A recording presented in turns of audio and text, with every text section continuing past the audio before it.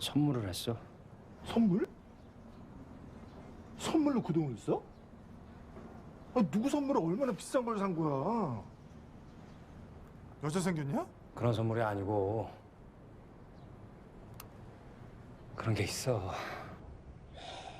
선물, 방금 보셨던 것처럼 쌍문동의 자랑 서울대 천재 조상우를 오징어 게임에 참가시키는 파멸적인 녀석입니다. 사실 선물이라고 하면 수양대군 아저씨처럼 흔히 쓰이는 선물을 생각하기 쉬운 건 사실이죠. 오징어 게임이 엄청난 인기를 구가하고 나서 선물이라는 개념이 좀 더 대중들에게 알려진 것은 부정할 수 없을 겁니다. 받기만 해도 행복한 생각이 드는 선물과 같은 이름을 가진 단어가 60억의 파멸적인 빚을 만들 수 있다니 놀라운 일이죠.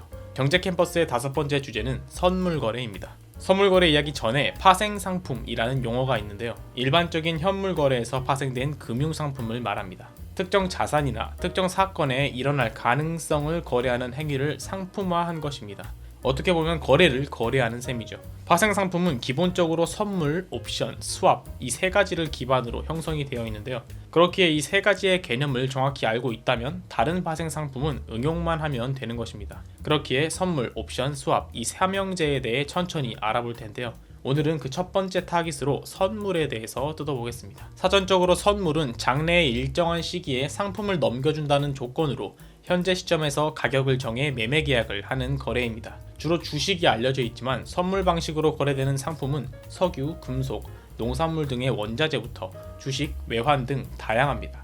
네, 맞습니다. 무슨 말인지 잘 모르시겠죠? 쉽게 예를 들어보겠습니다. 한 농부가 있습니다. 이 농부의 고민은 올해 수확될 사과의 양이 너무 많아 사과값이 폭락할 것 같다는 것입니다. 농사가 너무 잘 돼서 고민인 거죠. 한편 한 도매상이 있습니다. 이 도매상의 고민은 딱히 이유는 없지만 몇 달 후 수확할 사과값이 폭등할 것 같다는 것입니다. 그래서 불안한 것이죠. 이 두 사람은 각자의 고민으로 불안한 상황입니다. 그래서 사과가 수확되기 전에 미리 계약을 맺기로 했습니다. 올해 사과값이 오르든 내리든 무조건 킬로그램당 3,000원에 팔기로 말이죠. 자, 이제 고민은 끝났습니다. 사과값이 폭등하든 폭락하든 3,000원으로 고정되었기 때문에 농부와 도매상 모두 고민은 끝난 거죠. 시간이 흘러 사과 수확이 시작됐습니다. 이제 실질적인 결과를 확인할 시간이죠. 먼저 농부의 고민이 맞았다고 가정해봅시다. 사과값이 폭락해 킬로그램당 100원이 되었다고 생각하는 거죠. 그렇게 되면 옆집 아저씨는 킬로그램당 100원에 파는데 계약한 농부는 킬로그램당 3,000원에 파는 30배의 엄청난 이익을 보는 것입니다. 반대로 도매상은 막심한 손해를 봅니다. 옆집 김씨는 킬로그램당 100원에 사는데 미래 계약한 도매상은 킬로그램당 3,000원에 사는 상황이라 막심한 손해를 보는 거죠. 그럼 이번엔 도매상의 고민이 맞은 세계를 보겠습니다. 사과값이 폭등해 킬로그램당 10,000원이 되었다고 생각해 봅시다. 그렇게 되면 옆집 아저씨는 킬로그램당 10,000원에 파는데 계약한 농부는 킬로그램당 3,000원에 파는 엄청난 손해를 보는 것이죠. 반대로 도매상은 대박입니다. 옆집 김씨는 킬로그램당 10,000원에 사는데 미래 계약한 도매상은 킬로그램당 3,000원에 사는 상황이라 엄청난 이득을 보는 거죠. 농부와 도매상의 계약이 바로 선물거래라 할 수 있습니다. 미래를 예상해서 지금 시점에서 가격을 정해 매매 계약을 하는 거래인 거죠.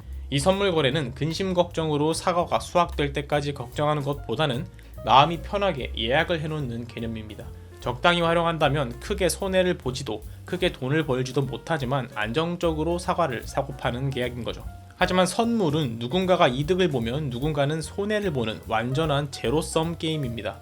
게다가 미래를 예측해야 하는 하이리스크, 하이리턴의 구조로 어제까지 건물주였던 내가 오늘은 빈털터리가 될 수 있는 것이죠. 거대한 선물 시장에서 일개 개인의 정보력과 매매 실력만으로는 한계가 있기 마련입니다. 그렇기에 거의 대다수가 크게 실패하고 오징어 게임에 참가하게 되는 경우가 많습니다. 이러한 이유로 주식이나 금융 커뮤니티에는 원수에게 파생상품을 권하라 라는 격언이 만들어질 정도로 금기시되기도 합니다. 오늘은 파생상품 삼형제 중 첫 번째로 선물에 대해서 알아봤습니다. 잘 활용하면 좋은 거래나 계약이 될 수도 있고 잘못하면 큰 손해를 봐 쌍문동의 자랑 서울대 천재 조상우처럼 큰 손해를 볼 수도 있는 존재가 바로 선물입니다. 선물 이외에도 경제 관련 용어는 너무나도 많습니다. 그래서 하나씩 배워가는 게 너무 한참 걸리는 길처럼 보일 수도 있습니다. 그러나 이렇게 쌓아온 경제 관련 지식이 모여 나의 경제적 자유를 만들어줄지도 모릅니다. 금융문맹 탈출을 위해 노력합시다. 경제적 자유를 위해 노력합시다. 경제 캠퍼스가 함께하겠습니다.